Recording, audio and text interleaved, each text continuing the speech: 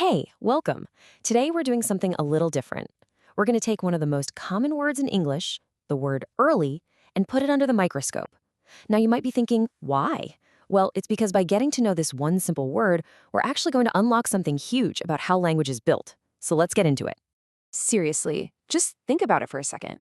We use words like early all the time, right? Every single day, and we don't give it a second thought. But have you ever actually stopped to ask, what makes a word like this so special, so essential?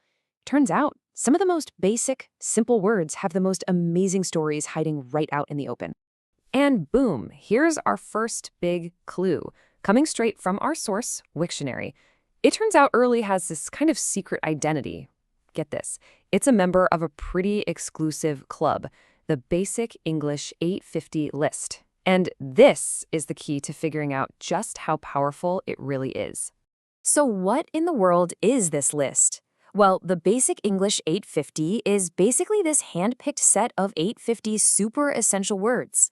The whole idea is that these 850 words are enough to communicate, well, almost any idea, clearly and simply. It's like a foundational toolkit for the entire English language.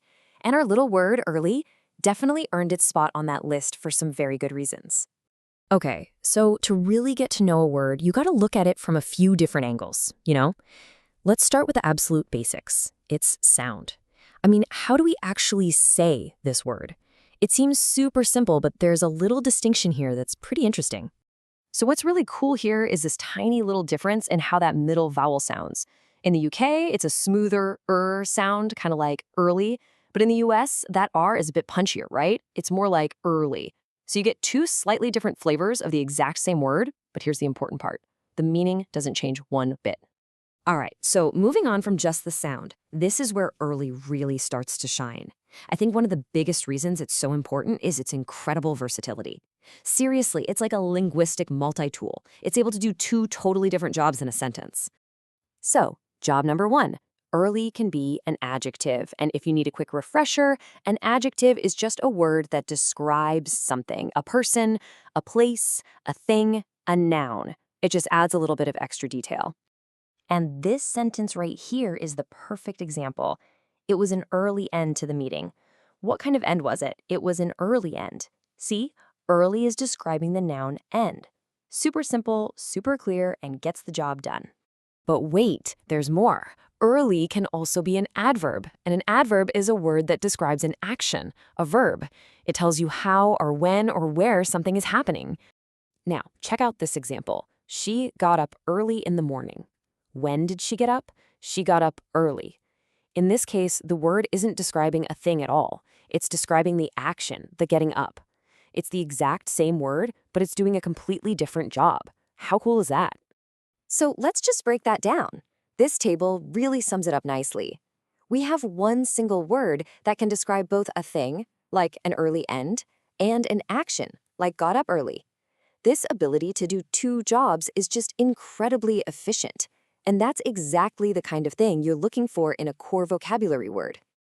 You know, another great way to really understand a word is to look at the company it keeps. You know, its friends and its enemies.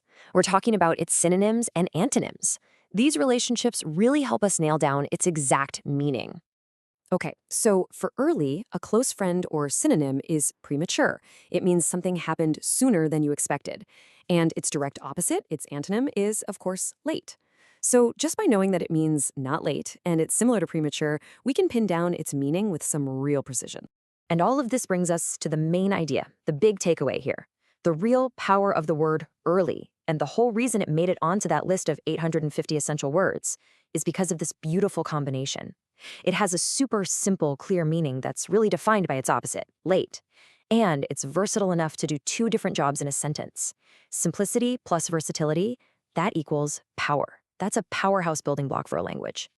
And when you kind of zoom out, you realize the story of the word early is really the story of basic English itself. The whole point is to find the most efficient, the most multi-purpose, and the clearest words to build a solid foundation. And with just those 850 carefully chosen tools, you can express an absolutely incredible range of complex ideas. So the next time you use a simple, everyday word, maybe just pause for a second. It might just be one of these quiet superstars, doing way more work than you ever gave it credit for. It really makes you wonder, right? What other simple word will you see differently now?